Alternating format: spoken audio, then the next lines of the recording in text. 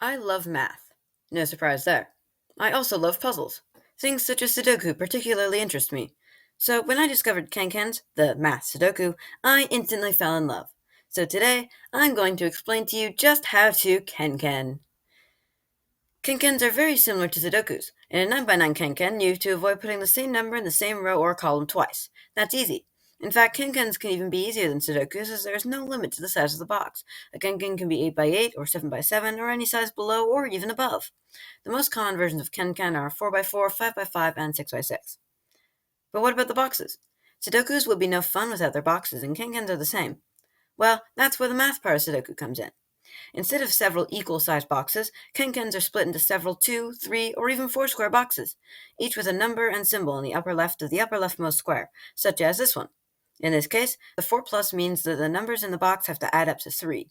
Since KenKens can only use positive whole numbers, the only possible combinations are 1, 3, or 2, 2. And the Sudoku-esque rules of numbering eliminate the latter option. Of course, you'll need context from the rest of the puzzle in order to figure out in which order the numbers are placed. In this case, the definite number 1 in the 1 by 1 box, any 1 by 1 boxes will have the number you need to put in them where the equation would normally go, means this box has to be 3, 1. The rules apply the same for subtraction, multiplication, and division. Now it's finally time for the strategy. If you're bad at math, your first idea might be to try guessing at random, to which I say no, do not do that. It is a terrible idea. To explain it, let's go for the worst case scenario, the 8 by 8 KenKen. In this line of 8 boxes alone, there are 8 to the 8 different possible combinations, or over 16 million. Of these combinations, only 8 factorial, or 40,320, are valid combinations, since each of these squares has a decreasing number of possible combinations. Therefore, if you guess purely randomly, the odds of a single line of this 8 by 8 grid not containing the same number twice is 40,320 over 16,777,216, or a 315 over 131,072 chance, around 0.24%. This rule applies 16 times over. After a bit of experimentation, I actually realized that the math is way simpler than it sounds. Take a 3 by 3 KenKen.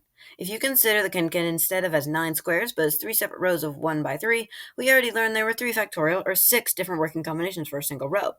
Now consider that of these 6 combinations, 3 of these will fit together into a working KenKen. And these 3 combinations can be mixed up into 3 factorial, or 6 combinations of combinations. And since 3 factorial divided by 3 equals 2, there are 2 different sets of 3 factorial combinations for a total of 12 different combinations of 3 by 3 KenKen. Therefore, you can use the formula n factorial times n minus 1 factorial as the number of valid KenKens of size n by n. Returning to the 8 by 8 KenKen, 8 factorial times 7 factorial is 200 million different valid KenKens out of the total 6.2771 octodecillion, which is a lot, combos of random guesses. The odds of a truly random 8 by 8 grid being a valid KenKen is less than 1 in 30 octillion.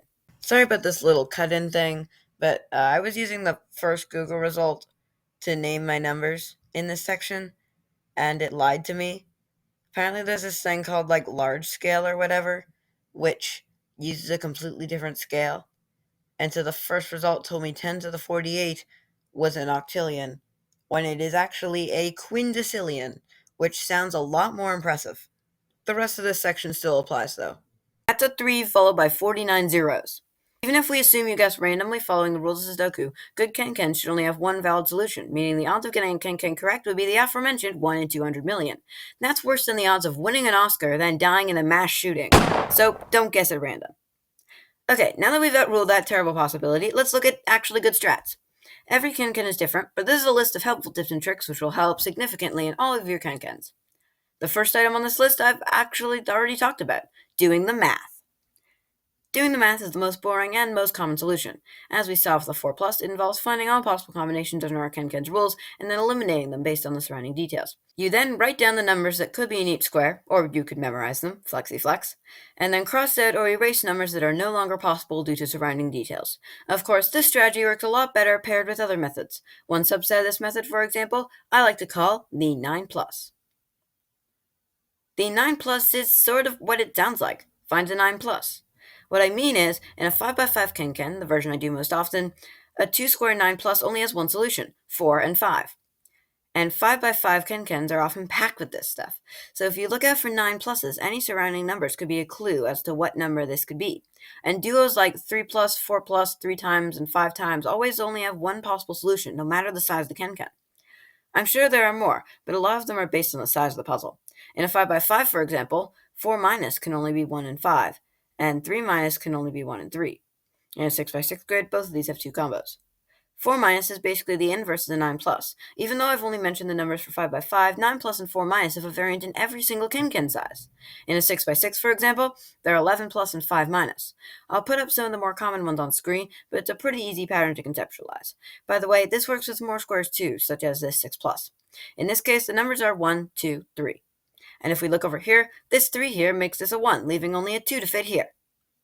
Okay, so we've got all these numbers, but that doesn't get us anywhere. What other strategies could help us narrow this down? Well, here's one: the line. The line is as simple as it sounds. Check a line, preferably one with lots of 9 pluses, to see if you can combine what you know to solve it already. For example, this line has a 1 and a 9 plus. The 9 plus means that only 4 and 5 can be in these boxes. You might have heard the tip from Sudoku, but if two squares in the same line could only be two common numbers, like we have here, those numbers cannot go anywhere else on the line. If you think about it logically, it does make sense. So since those last two squares can't be 1, 4, or 5, they must be 2 and 3. This has to be a 3 for reasons I'll explain a bit down the line, meaning this has to be a 2. Now, if one square and two square box is filled in, chances are the other square can be filled in as well. In this case, this 2 and the 5 plus means this number is also a 3. Okay, we've been doing pretty well here in the bottom. Let's try another section. How about these two divided bys in the upper left? Here we have two more strategies we can implicate. The first is all about 5. All about 5 goes as follows. In a 6x6 KenKen, 5 is the only number that can't be used in a 2 divided by box. Okay, pause here. Yeah, I was stupid again. We're working on a 5x5 grid, and I used a rule for a 6x6 puzzle. Of course it applies here because I made the KenKen, so I made sure it worked. But don't use this rule on a 5x5 grid like we're using here.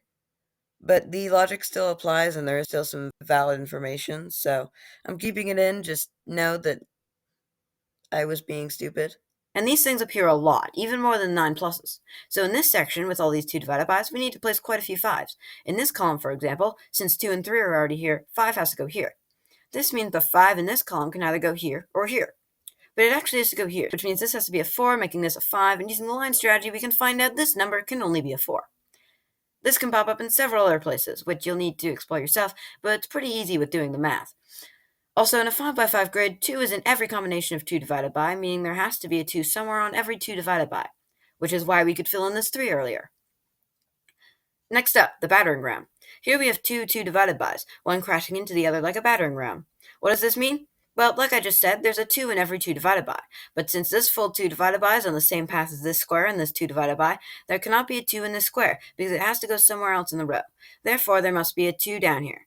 This also means that if we discover a 1 has to go in one of these two squares, the square will have to be a 4, and vice versa. In fact, there's a 1 right here. That leaves this 5 as the last unsolved number in this column, leaving this 4 as the last number unsolved in this row, solving this 9 plus, leaving a 1 to go here, and a 2 right here. And that leaves only one square, which means we're done. By the way, there was originally going to be a 6th strategy. Basically, what you need to know is large multiplication can be used early on to get rid of some of the bigger numbers, like 180 times is a 656. So if you see one of those, it'll be pretty easy to fill out. But I just didn't use it. So here we are, our first KenKen completed, and 6 different strategies for you to use in the future. Now, here's one last challenge. Can you complete this 6x6 KenKen? Take your time, pause the video if necessary, or write it down. And don't forget to subscribe. I did do another one of these in the future, but, might as well. And if this ever actually gets posted to YouTube, I'll see you in my next video.